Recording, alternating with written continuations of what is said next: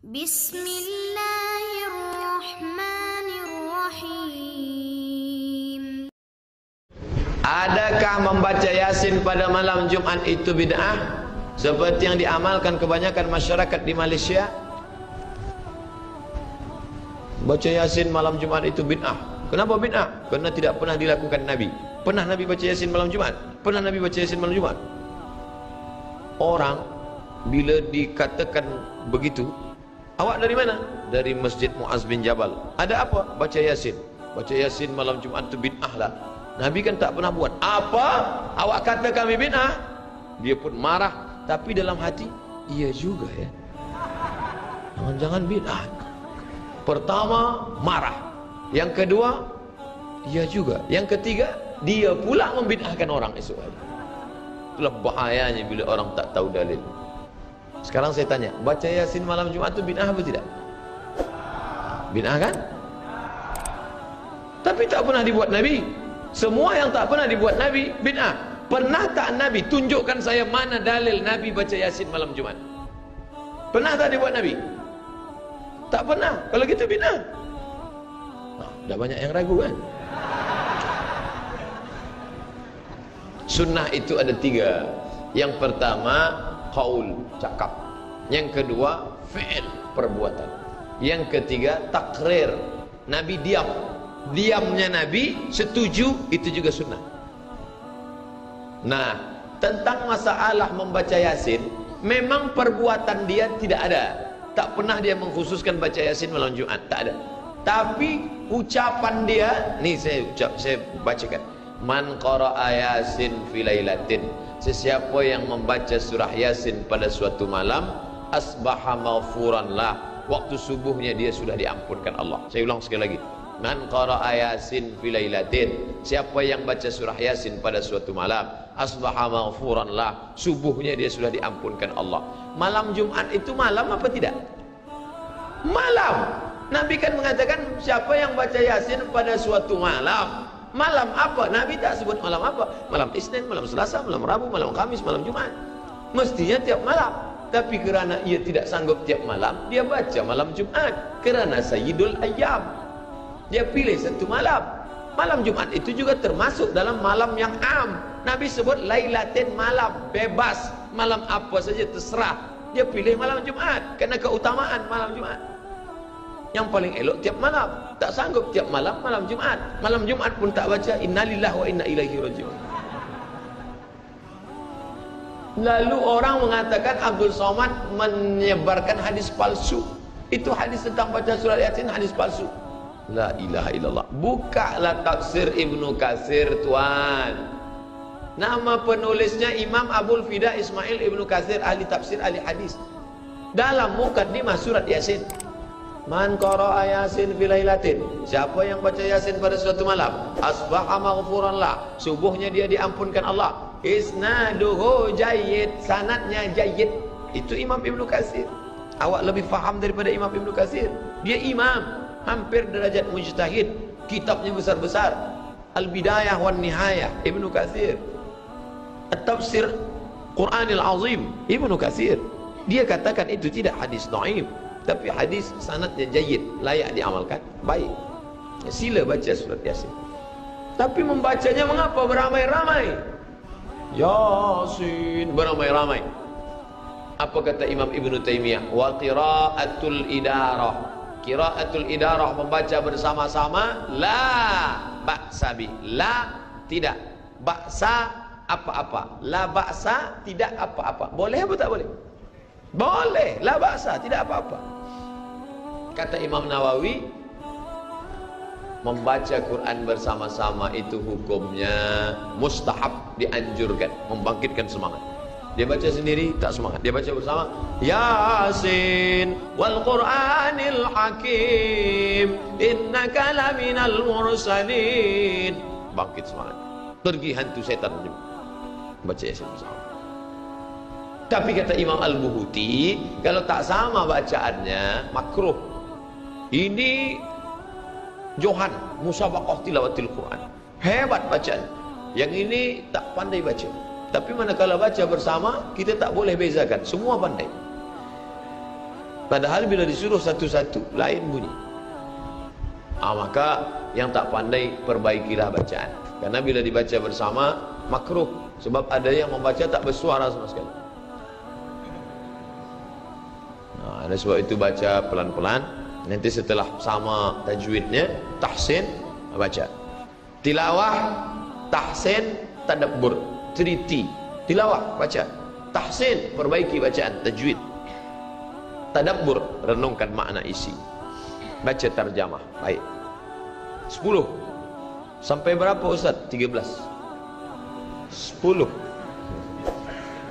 Ketika haid, maaf, bolehkah perempuan masuk masjid?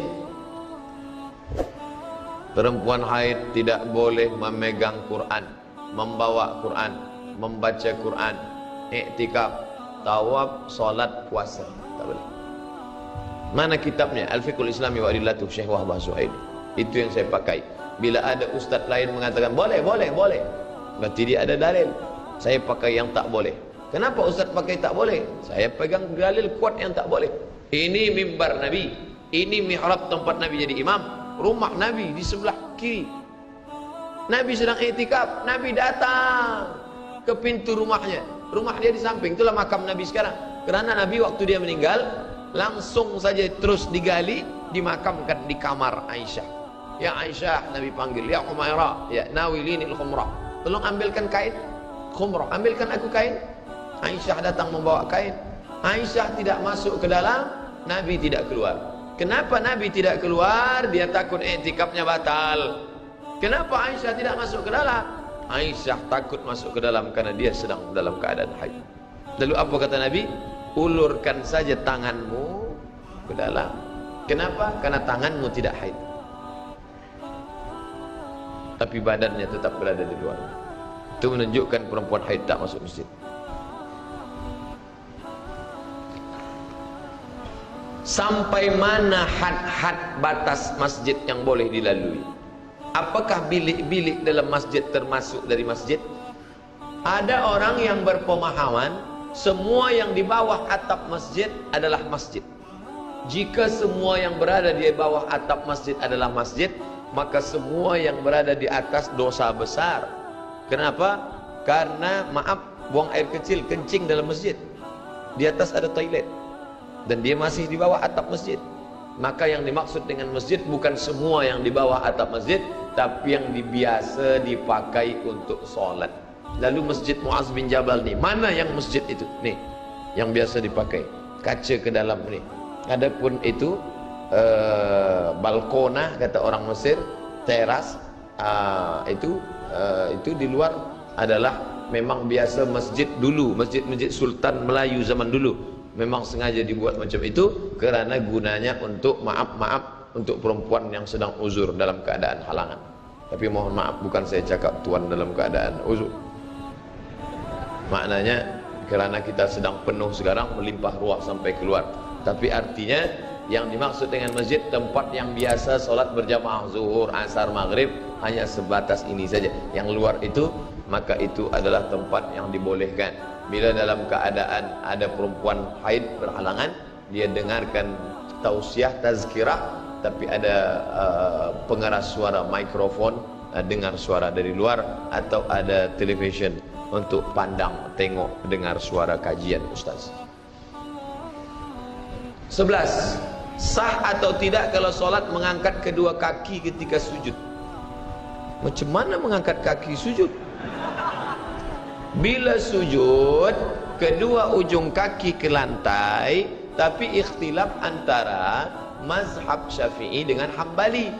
Mazhab Syafi'i, kedua kakinya dilebarkan. Ini kaki, kedua kaki lebar. Ujung kaki, kedua kaki lebar. Sedangkan mazhab Hambali, kedua kaki rapat. Mazhab Syafi'i, kedua kaki lebar. Nanti bila ada, nanti ustaz mengatakan bila sujud kedua kaki rapatkan, itu Hambali. Sedangkan mazhab Syafi'i kedua kaki jarangkan. Karena waktu tegak kaki jarang, waktu rukuk juga jarang, waktu sujud pun dijarangkan. Nah ini, kaki turun ke bawah. Tiba-tiba masa kepala dia turun, naik kakinya ke atas. Kenapa dia angkat? Kalau dia berkeyakinan, berpemahaman bahwa perbuatan ini diajarkan Nabi, masuk dalam perbuatan bid'ah karena tak ada dalil sama sekali. Dia sedang membuat suatu amalan. Kalau dia tidak tahu, jahil, kita bagi tahu, jangan lagi engkau buat. Kenapa engkau angkat? Kaki engkau mestilah turun ke bawah dan menghadap kiblat. Itu. Apakah batal? Tidak, tak batal. 13. Mana 12? Begitu tulis langsung 13. Terakhir, apa pendapat Ustaz kencing berdiri? Adakah hadis menyebut Nabi kencing berdiri? Ada. Bagaimana kami temukan hadis itu? Buka program pencari hadis, searching, tulis di search Subatoh, sin ba alif po ta, Subatoh. Nanti dapat hadis dalam Sahih Bukhari, Nabi kencing di Subatoh. Subatoh tempat buang sampah. Waktu itu darurat, tak ada tempat. Nabi kencing Subatoh. Itulah satu-satunya hadis menunjukkan kencing berdiri. Nanti bila ada orang berhujjah dengan itu, boleh kata dia. Tidak boleh, kerana hadis itu dalam keadaan darurat. Adapun dalam keadaan tidak darurat, bukan emergensi, maka tetap dia tetap apa bahasa Malaysia, cangkung, jongkok ke bawah. Kenapa? Karena air kalau dia tumpah dalam keadaan tegak, dia tak habis. Tapi kalau dalam keadaan cangkung ke bawah, maka habis. Kalau dia tak habis, maka menggumpal menjadi batu, menjadi penyakit, maka habiskan. Maka Nabi SAW habis. Lalu makna lain juga, bika tegak, air jatuh ke bawah, memercik, sehingga air percikannya naik ke kaki, naik ke kain, menimbulkan was-wasah. Oleh sebab itu maka kita ikutkan sunnah Nabi SAW. Mazhab Maliki mengatakan tegak itu makruh, tak sampai pada haram. Itulah tajuk kaji kita malam ini. Mudah-mudahan ada manfaatnya. Lebih kurang dari mulai pukul 9, sekarang pukul 10.35, 40, lebih kurang 100 menit saya sampaikan tazkirah malam ini. Mudah-mudahan menjadi amal soleh buat kita semua insyaAllah. على هذه النية الفاتحة. أعوذ بالله من الشيطان الرجيم. بسم الله الرحمن الرحيم. الحمد لله رب العالمين الرحمن الرحيم مالك يوم الدين. إياك نعبد وإياك نستعين اهدنا الصراط المستقيم صراط الذين أنعمت عليهم غير المغضوب عليهم ولا الضالين آمين. اللهم إنا نسألك سلامة في الدين. Berikan kami keselamatan dalam agama, akidah kami ya Allah. Wa afiatan fil jasad, sehatkan badan kami. Wa ziyadatan fil ilmi, tambahkan ilmu kami.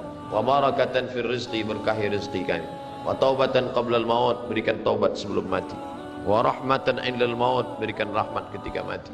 Wa maghfiratan ba'dal maut, berikan ampunan sesudah mati.